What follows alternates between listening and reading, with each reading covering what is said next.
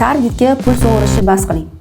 Agar siz ham hozir shunaqa og'riq bilan turgan bo'lsangiz, targetologingiz bilan qanaqa ishlash kerakligini yoki targetologingiz qilayotgan ishidan ko'nglingiz to'lmayotgan bo'lsa, demak bu video aynan siz uchun. Assalomu alaykum, men ismim Sadoqat, marketolog strategman.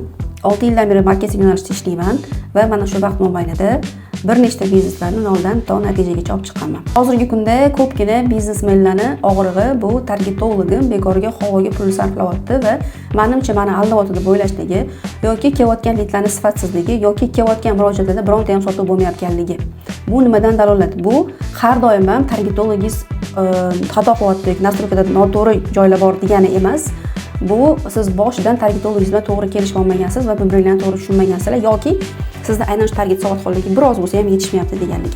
O'ylaymanki, mana shu videoni ko'rganingizdan keyin targetologingiz bilan ishlash jarayoningiz yanada yaxshilanadi va bir-biringizni yaxshiroq tushunishni boshlaysiz.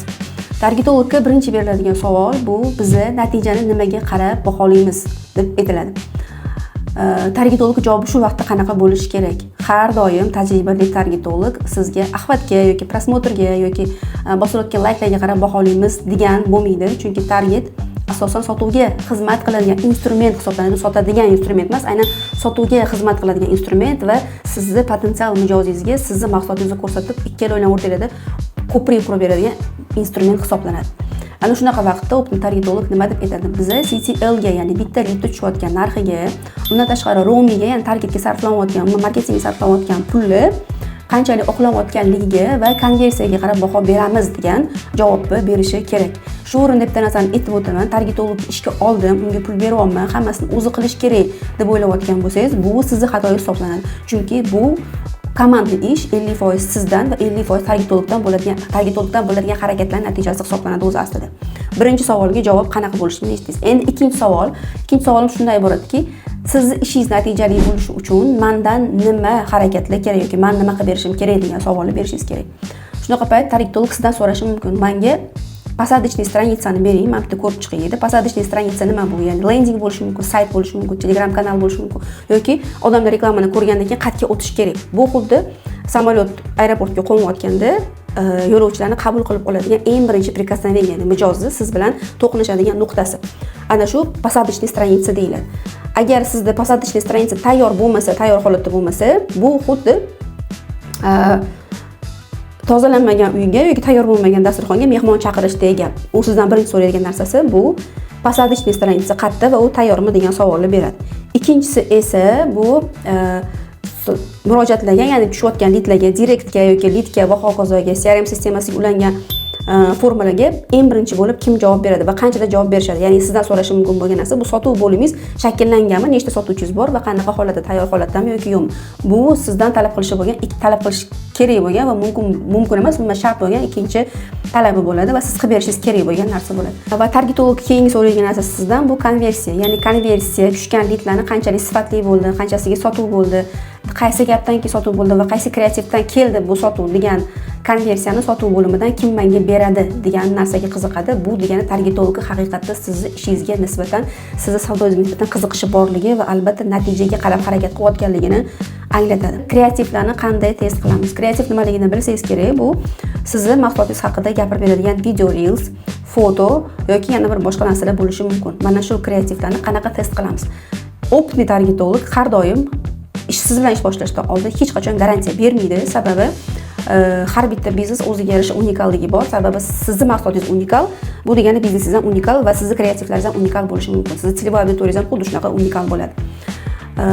Targetolog sizga oldingi qilgan ishlardan xuddi sizga o'xshagan nishada ishlagan bo'lsa, yo'nalishda ishlagan bo'lsa, o'sha nishada qanaqa natija keltirgan bo'lsa, o'shandagi gipotezadan olib sizga qanaqadir natijani aytishi mumkin, lekin hech qachon optim targetolog sizga raqamlarda garantiya bermaydi. Sababi buni hech qanaqasiga ilojisi yo'q.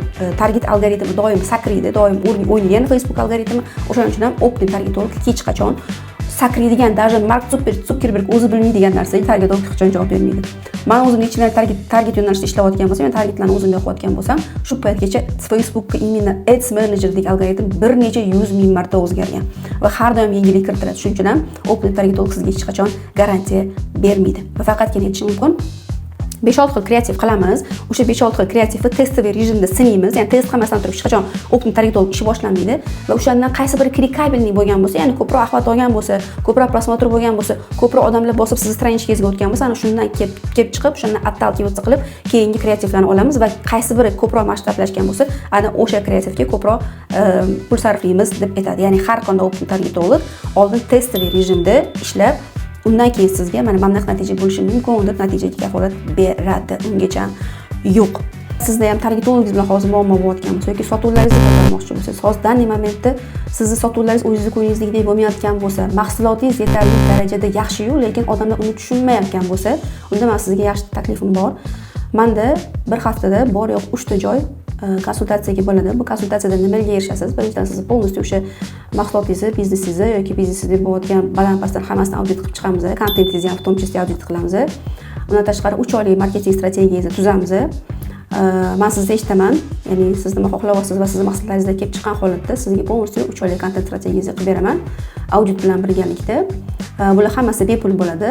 Bor yo'g'i siz to'lashingiz kerak bo'lgan narsa, bu konsultatsiyaga pul to'lashingiz kerak. Konsultatsiyani davomiyligi 2 soat. Lekin mana shu 2 soatda 1 soati sizga bepul bo'ladi. Qo'shimcha bonus sifatida. Qolgan vaqtiga esa soatiga 600 ming so'mdan bo'ladi konsultatsiya. Bunaqa konsultatsiyadan o'tgan mijozlarim juda ham ko'p bo'lgan va o'sha konsultatsiyani o'zidayoq strategiya bilan ketishgan va natijalardan o'zligi juda ham mamnun bo'lishgan. Hatto shunaqa mijozlarim bo'lganki, konsultatsiyaga kelguncha boshqacha fikr bilan kelishgan, konsultatsiyadan butunlay boshqa odam bo'lib chiqib ketishgan holatlari ham bo'lgan. Meni taklifim shundan iborat. Agar sizga mana shu taklif qiziq bo'ladigan bo'lsa, unda pastdagi mana shu videoning ostida men forma, ya'ni Google form biriktirib ketaman.